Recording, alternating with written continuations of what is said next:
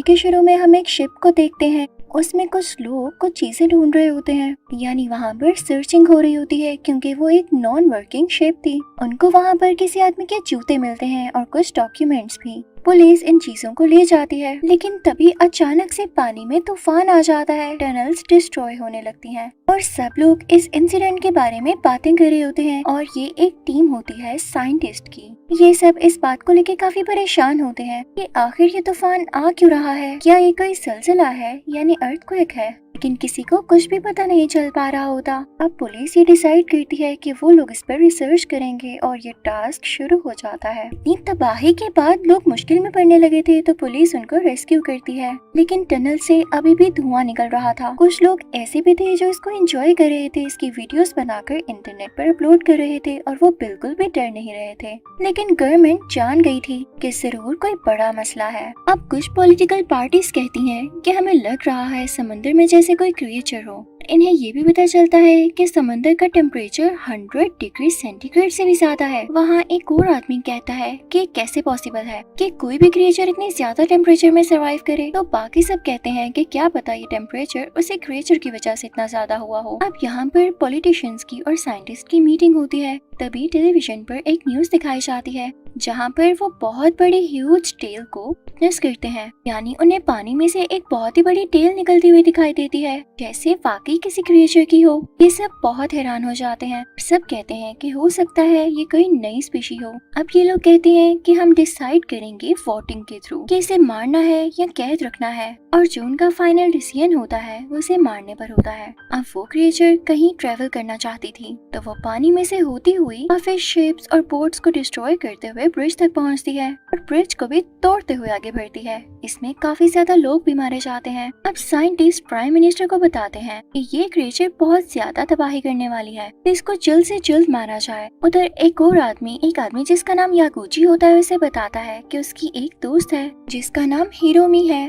उसे इन सब चीजों के बारे में बहुत नॉलेज है, क्या पता वो हमारी मदद कर सके। तो यागुची मान जाता है और हिरोमी को यहाँ पर आने के लिए कहता है। अब यहाँ पर आते ही हिरोमी उसकी कुछ पिक्चर्स और वीडियोस देखती है। बाकी सब लोगों को बताती है कि ये क्रिएचर चल सकता है क्योंकि इसके पाँव हैं, ये जल्द ही जमीन पर आएगा। लेकिन कोई भी उसकी बात पर यकीन नहीं करता। जल्द ये बात सच हो जाती है। वो क्रिएचर पानी से निकलकर जमीन पर आ जाता है अपनी टेल को हिलाते हुए। उसके बाजू नहीं थे, सिर्फ थे। उसके नेक के करीब ऐसे लग रहा था जैसे गिल्स हों, जैसे बड़ी बड़ी फिशेस के होते हैं। वो बहुत ज्यादा बड़ा था। इवन जहाँ वो पाँव रखता वो चीज प्रेस हो जाती, घर हिलने लगते, पास पड़ी चीजें उड़ जाती। लोग बहुत ज्यादा डरने लगे थे। वो क्रिएचर सब चीजों को अपने सर से मार रहा था जिसकी वजह से कार्स, बिल्डिंग सब कुछ डिस्ट्रॉय होने लगता है। रोड्स भी टूटती जा रही थी और वो अपनी टेल को ही यूज करते हुए लोगों के घरों को भी तोड़ रहा था। उसकी speed 13 kilometre per hour record की जाती है। अब जल्दी यहाँ पुलिस आ जाती है और वहाँ के लोगों को बचाने लगती है।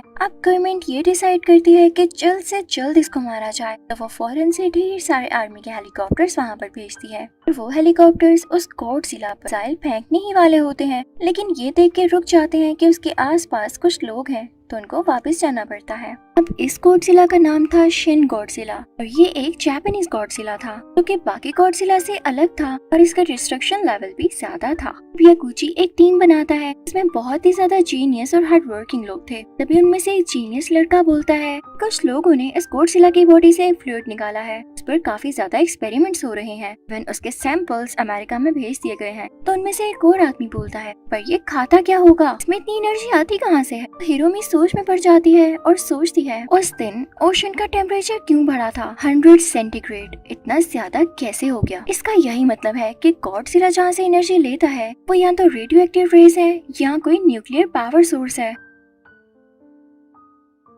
तो एक आदमी यागुची से कहता है कि हो सकता है उस दिन बोट में जिस आदमी की चीजें हमें मिली हमें उसको ढूंढना होगा। उसने ओशन में टाइम गुजारा और क्या पता वो इसी चीज पर रिसर्च कर रहा हो। वो सब अग्री हो जाते हैं क्योंकि बोट में से जो डॉक्यूमेंट्स मिले थे उन डॉक्यूमेंट्स में भी इस क्रिएचर के बारे में थोड़ा बहुत लिखा हुआ था, लेकिन पहले किसी को कुछ खास पता नहीं चला और अब सबको समझ आ रही थी कि ये क्या है। इस आदमी की रिसर्च से ये पता चलता है कि उसने अपनी तरफ से पूरी रिसर्च कर ली थी और अब वो एक्सपेक्ट कर रहा था कि बाकी की रिसर्च गवर्नमेंट के साइंटिस्ट करें। और उसने ये भी लिखा था कि गॉडजिला पानी में ही रहता है और पानी में जो ऐसी चीजें मौजूद हैं जिनसे रेडियो एक्टिव रेस निकलती हों, ये उन्हीं को खाता है और उन्हीं पर जी रहा है। और सिर्फ यही नहीं, जब ये जमीन पर आता है तो इसका जिस्म स्वेल हो जाता है और ये अपनी साइज से कई गुना ज्यादा बड़ा हो जाता है। अब यागुची ये डिसाइड करता है कि गॉडजिला को अमेरिका भेजा जाएगा ताकि इस पर एडवांस एक्सपेरिमेंट्स हो सके, लेकिन कैसे और कब ये कोई नहीं जानता था। अभी सिर्फ इनको सॉल्व करना था गॉडजिला को लैंड पर आने से रोकना कैसे है। इनको ये भी पता चलता है कि गॉडजिला जब चाहे अपनी बॉडी का टेम्परेचर चेंज कर सकता है, इसीलिए वो बार बार लैंड पर आता है। उस तरफ हम उन कुछ लोगों को देखते हैं जो इस चीज के बिल्कुल अगेंस्ट थे कि गॉडजिला पर कोई भी अटैक किया जाए, क्योंकि वो गॉडजिला को समझते थे कि ये गॉड की तरफ से भेजा गया कोई जानवर है, या वो इसको भी अपना गॉड मान चुके थे और उनको इस बात की समझ ही नहीं थी कि कितनी ज्यादा तबाही कर रहा है। वो जल्दी इनको भी खत्म कर सकता है। आज का दिन बहुत ज्यादा खतरनाक होने वाला था क्योंकि गॉडजिला फिर से लैंड पर आ गया था और अब की बार उसका साइज काफी ज्यादा बड़ा था। इससे पहले कि वो लोगों को मार सकता, प्राइम मिनिस्टर का ऑर्डर आता है कि सब लोगों को अंडरग्राउंड सेव करके रखो, साथ ही साथ जितनी जल्दी हो सके गॉडजिला को मार दो। अपनी आर्मी को भेज देते हैं, उनके पास नए नए वेपन्स होते हैं और वो बहुत ज्यादा कोशिश में लग जाते हैं। इवन उस पर मिसाइल्स फेंकते हैं, उस पर फायरिंग करते हैं, बॉम्ब्स गिराते हैं, लेकिन गॉडजिला पर जरा सा भी असर नहीं हो रहा था। अब जापान से तो ये गॉडजिला कंट्रोल नहीं हो रहा था तो यूएस आर्मी यहाँ पर आ जाती है, लेकिन उनके अटैक से जो मिसाइल्स वो गॉडजिला पर फेंक रहे थे, इसकी वजह से टनल्स में और अंडरग्राउंड जहाँ पर पूरी पब्लिक थी वहाँ की लाइट चली जाती, पूरी सिटी का सिस्टम खराब हो चुका था।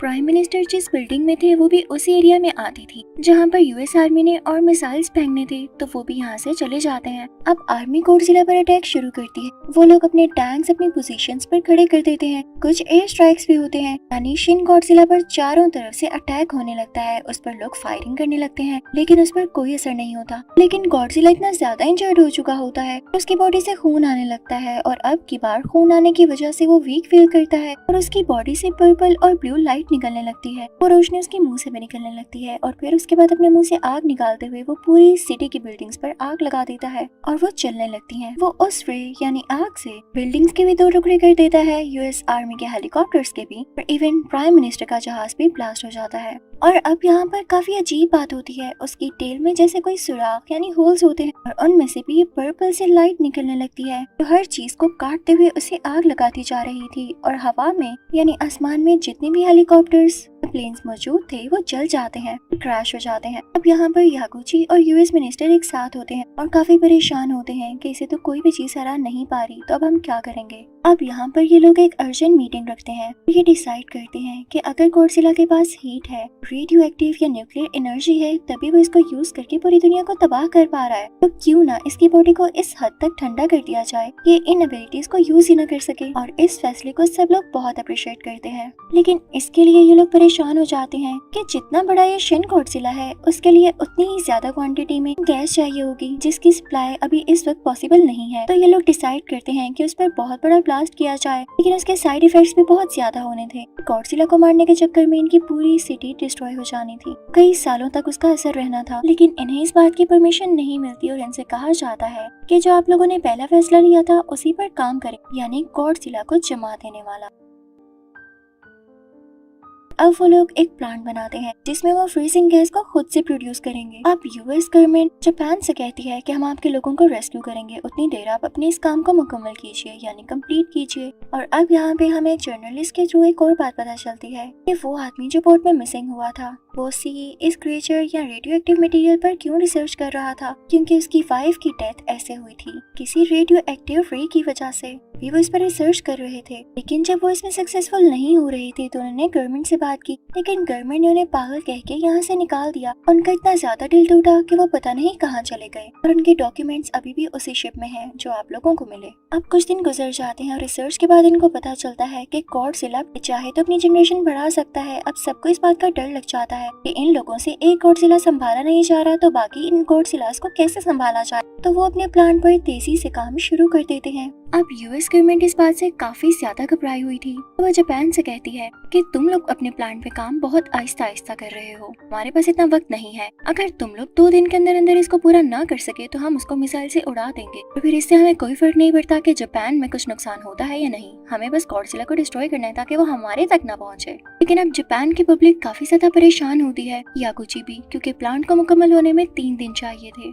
यहाँ पे जब बाकी कंट्रीज को पता चलता है तो वो जापान के फेवर में उनकी हेल्प करते हैं ताकि ये काम जल्द से जल्द खत्म हो सके। जल्दी वो दिन आ जाता है जब फ्रीजिंग गैस तैयार हो चुकी होती है। अब ये लोग कहते हैं कि हमें गॉडजिला को भी एक्टिव करना होगा। अब गॉडजिला रेलवेज के आसपास खड़ा होता है। ये लोग अपनी ट्रेन चला देते हैं जिसकी टक्कर गॉडजिला से होती है और अब गॉडजिला एक्टिव हो जाता है और इनकी तरफ बढ़ने लगता है। उसी तरह से गाड़ियां तोड़ते हुए, बिल्डिंग्स का नुकसान करते हुए, रोड्स को खराब करते हुए गॉडजिला अपनी शान में चल रहा होता है। अब उस पर मिसाइल्स फेंके जाते हैं जिनकी रेंज थोड़ी कम होती है ताकि आसपास के लोगों या जगह को कोई नुकसान न हो। यहाँ पर वो शिन गॉडजिला अपने तरीके इस्तेमाल करने लगता है, यानी जिन वे से वो लोगों पर अटैक कर सकता था वो सब यूज करता है, यानी अपनी बॉडी से वो रेज निकालना, मुंह से आग फेंकना। जल्दी जब उसकी सारी एनर्जी यूज हो जाती है तो वो वीक होने लगता है और उसका टेम्परेचर ऑटोमेटिकली कम होने लगता है।